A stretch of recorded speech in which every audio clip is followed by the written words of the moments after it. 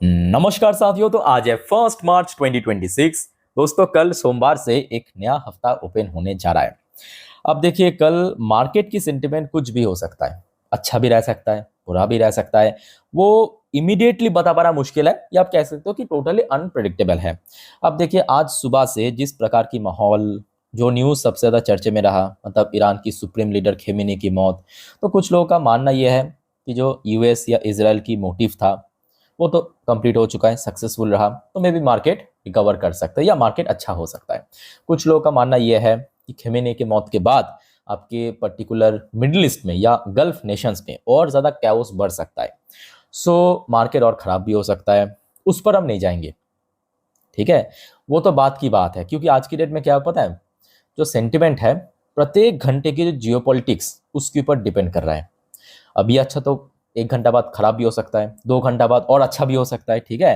पर इस वीडियो में दोस्तों हम बात करेंगे कुछ ऐसे कंपनी की शेयर्स जो कि कल यानी 2 मार्च के लिए एक्चुअली बहुत ज़्यादा इंपॉर्टेंट है, और आपका नज़र होना चाहिए इन सब शेयर के पर। और शुरू की जो कुछ कंपनी एंड ईटीएफ के बारे में हम चर्चा करेंगे ना, जिस पर तो कल चाहे मार्केट मतलब कैसे भी रहा, मार्केट मान लीजिए कि कल गिरावट हुआ, इस पर तेजी होगा। मार्केट अगर तेजी रहा तो भी इसमें तेजी हो सकता है। ऐसा क्यों, आगे मैं समझाता हूँ। देखिए, जियोपॉलिटिकल टेंशन, वॉर जितना होगा उतना सबसे पहले फटाफट आप नोट कीजिए। मैं बार बार कहता हूँ, सिर्फ और सिर्फ देखने के लिए मत देखिए, वॉच लिस्ट में ऐड करके रखिए, पेपर पेन पे नोट करके रखिए कि कल के लिए कौन कौन सी शेयर इंपॉर्टेंट है। जो हमारे ट्रेडिशनल डिफेंस कंपनी, इसमें डिमांड बढ़ सकता है, क्योंकि वॉर जितना बढ़ेगा डिफेंस में डिमांड बढ़ेगा। सो जैसे कि फॉर एग्जांपल मैं आपको दे रहा हूँ, ऐसे तो बहुत सारे डिफेंस कंपनी मार्केट में लिस्टेड है। एचएल हो गया, या आपके बेल हो गया, या आपके बीडीएल हो गया, या आपके पारस डिफेंस हो गया। छोटे से छोटे कंपनी डेटा पैटर्न, नीप, जेनटेक, या बड़े से बड़ा कंपनी आपके मजगांव डॉक, जीआरएसी, एचएल, बेल, सब के ऊपर नजर रखना। कल कहीं ना कहीं डिफेंस सेक्टर में सॉलिड रिकवरी हो सकता है। अब बात यह है कि जितना जियोपॉलिटिकल टेंशन बढ़ेगा उतना क्या होगा, ग्लोबल मार्केट में जो सोने की भाव, गोल्ड की भाव बढ़ेगा। क्योंकि सोना जो है ना, निवेशक के लिए सबसे सेफ ऑप्शन हो जाता है उस टाइम पे, सबसे सेफ ऑप्शन। क्योंकि इक्विटी मार्केट में तो गिरावट होता है, बट सेफ ऑप्शन क्या होता है, सोना, गोल्ड। और गोल्ड से रिलेटेड जो कंपनी काम करते हैं, जैसे कि गोल्ड लोन सेक्टर में काम करने वाली कंपनी मुथूट फाइनेंस, चाहे कल बाजार तेजी हो या गिरावट हो, डज नॉट मैटर, या वोलेटाइल मार्केट। क्योंकि गोल्ड की प्राइस ऑलरेडी हमने देखा फ्राइडे नाइट को ही स्पाइक कर गया, और कल सुबह अगर और स्पाइक कर गया तो मुथूट फाइनेंस, मनप्पुरम फाइनेंस, इसका शेयर भी स्पाइक करेगा।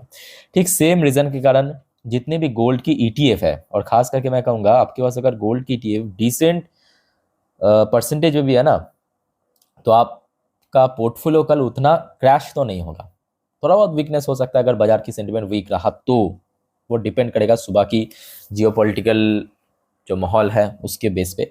बट कहीं ना कहीं गोल्ड की ईटीएफ, चाहे फॉर एग्जांपल एचडीएफसी की जो गोल्ड ईटीएफ है, निपॉन की जो गोल्ड बीज है, एसबीआई, टाटा, सारे आपको मोस्टली कंपनी की दिख जाएगा, फाइनेंशियल कंपनी की, ठीक है, गोल्ड की ईटीएफ, उस पर कहीं ना कहीं तेजी हो सकता है, और इसको वो नज़र भी जरूर रखना। सेम रीजन के कारण सिल्वर सिल्वर भी ऑलरेडी हमने देखा कि फ्राइडे नाइट को 6.5% स्पाइक कर गया था।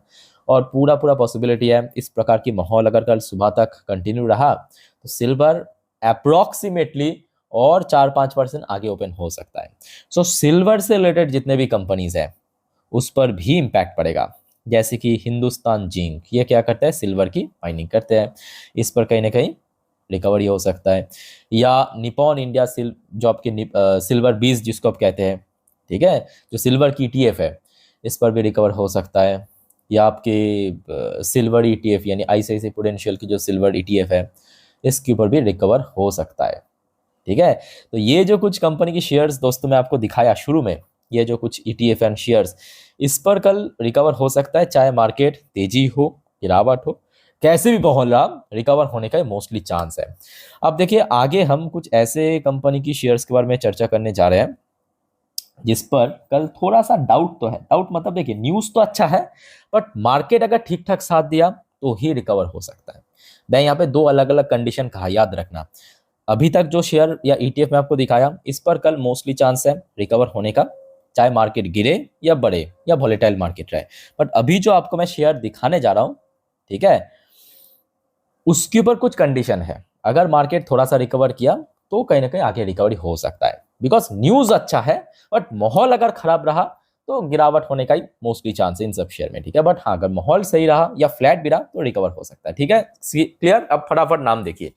अच्छा, इन्फोसिस के साथ साथ जितने भी आईटी कंपनीज है, क्यों ऑलरेडी आपको मैं कल एक वीडियो के थ्रू दे चुका हूं, क्योंकि रिसेंटली जिस वजह से एक्चुअली आईटी सेक्टर में गिरावट हुआ था, सिर्फ एआई नहीं, एआई तो बहुत दिनों से ही खतरा था, बट एंट्रोपिक नाम करके जो कंपनी और उनका जो टूल्स है एआई को लेके, जिसके ऊपर डर था कि आईटी सर्विस कंपनीज की जॉब जा सकता है या आप कह सकते हो उसको रिप्लेस कर सकता है, तो एंट्रोपिक को ही डोनाल्ड ट्रम्प ने टोटली खारिज कर दिया, या आप कह सकते हो कि जितने भी मतलब यूज था कैंसिल कर दिया यूएस में, और उसके ऊपर अलग से पेनल्टी भी चार्ज कर दिया, तो कहीं ना कहीं आईटी सेक्टर रिकवर हो सकता है, ठीक है।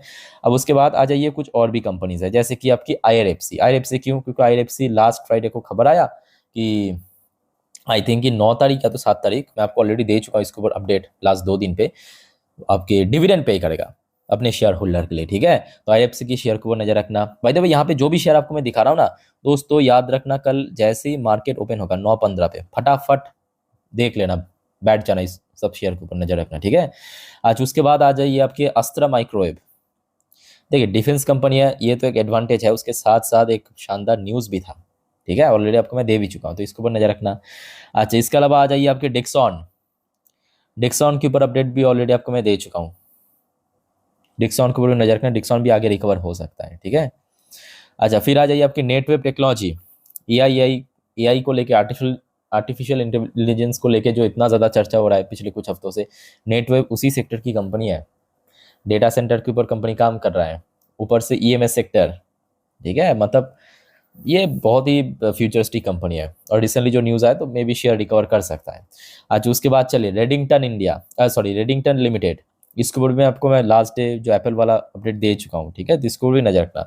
अच्छा दोस्तों, आगे बढ़ते हैं नेक्स्ट शेयर पे, पर उसके पहले आप सभी को एक छोटा सा बस रिक्वेस्ट करूंगा दोस्तों, अगर आपको वीडियो भी तक अच्छा लगा, इन्फॉर्मेटिव लगा, प्लीज़ फटाफट वीडियो को लाइक करना, और प्लीज़ दोस्तों चैनल को सब्सक्राइब भी करके रखना इस टाइप की अपडेट हमेशा पाने के लिए। और याद रखना आज रात की 10:30 की वीडियो, जिस पर हम नेक्स्ट डे मार्केट प्रेडिक्शन, मतलब कल सोमवार बाजार मोस्ट प्रॉब्ली किस तरफ खुल सकता है, साथ में रेजिस्टेंस, सपोर्ट, सारे जानकारी आपको मैं दे दूंगा मार्केट से रिलेटेड, ठीक है, कल, जो कि वाइटल है, तो देखना मत भूलना, और प्लीज चैनल को सब्सक्राइब भी करके फटाफट रख देना। अच्छा, उसके बाद आ जाइए आपके टाटा पावर। टाटा पावर वाला न्यूज़ भी ऑलरेडी आपको मैं कल दे चुका हूँ, जिस वजह से देखिए उतना डिटेल में नहीं जा रहे हैं, ठीक है, बस फटाफट आपको मैं नाम दिखा रहा हूँ, बिकॉज पिछले 2 दिन पर ऑलरेडी आपको मैं जानकारी दे चुका हूँ। मैस्टेक लिमिटेड हो गया, इसके ऊपर नजर रखना। इराडा हो गया, इसके ऊपर नजर रखिए। या फिजिक वाला के ऊपर भी रिसेंटली कुछ ब्रोकरेज फर्म ने कवर किया, अब देखना होगा कि कल मार्केट की माहौल किस तरफ है, उसके ऊपर ही टोटली सब कुछ डिपेंड करेगा, ठीक है। एसबीआई के ऊपर ऑलरेडी आपको मैं दे चुका हूँ कि एसबीआई ने अभी जो मुंबई में, शायद हाँ, नवी मुंबई पे जो ऑफिस स्पेस लीज लिया है, तो कहीं ना कहीं बिजनेस एक्सपेंशन। सो अच्छा, पारस डिफेंस एक डिफेंस कंपनी है, रिसेंटली कंपनी सेमीकंडक्टर के ऊपर भी जो एक यूनिट ओपन किया है, कंपनी ओपन किया है, ठीक है, रिसेंटली बात है, लास्ट डे की बात है। गेल इंडिया के ऊपर भी ऑलरेडी आपको मैं अपडेट दे चुका हूँ, तो इसके ऊपर भी नजर रखना। फिर आ जाइए, अच्छा बाय द वे दोस्तों, आज ऑटो सेक्टर की सेल्स की रिपोर्ट आउट हुआ, ठीक है, और बहुत ही बढ़िया रहा। सारे कंपनी तो आउट नहीं किया क्योंकि आज संडे था, बट कुछ तो आउट कर दिया, जैसे कि आईशेयर मोटर जैसे बड़े निफ्टी 50 की शेयर आउट कर दिया, ठीक है, और सेल्स बहुत बढ़िया रहा। मैं आपको दूंगा आपके सेकंड नेक्स्ट वीडियो में, इसके ऊपर चर्चा करेंगे। टीवीएस मोटर हो गया, इसका भी सेल्स का रिपोर्ट फरवरी में बहुत बढ़िया रहा, तो कल इन सब शेयर के ऊपर भी नजर रखना, ठीक है। सो दोस्तों, ये कुछ इंडिविजुअल शेयर आपके साथ में शेयर किया, अब चलिए कुछ ग्रुप ऑफ कंपनी की शेयर्स के ऊपर लेके चलता हूँ।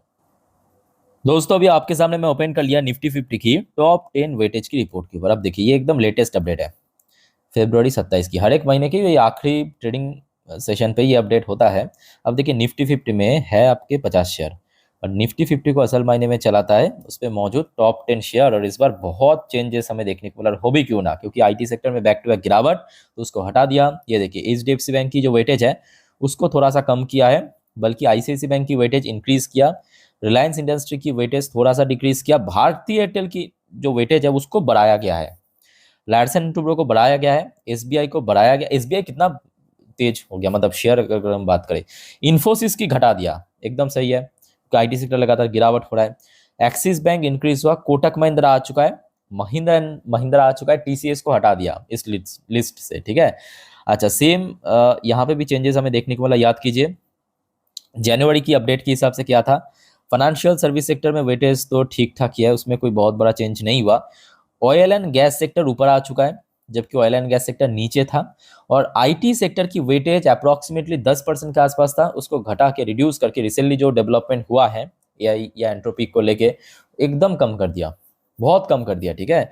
और उसके बाद ऑटो सेक्टर की वेटेज थोड़ा सा इंक्रीज किया है। तो ये कुछ सेक्टर्स एंड शेयर्स दोस्तों कल के लिए इंपॉर्टेंट है, इसके ऊपर नजर रखना। बाकी जानकारी आपको मैं थोड़ा थोड़ा करके नेक्स्ट कुछ वीडियो में दे दूंगा। और मोस्ट इंपॉर्टेंटली दोस्तों रात की 12 बजे की जो जियोपॉलिटिकल अपडेट देखना मत भूलिएगा। चैनल को फॉलो करना, सब्सक्राइब करना, और कोई दिक्कत है कंफ्यूजन है कमेंट करके पूछना। मिलता है नेक्स्ट वीडियो में, टेक केयर, बाय बाय, जय हिंद।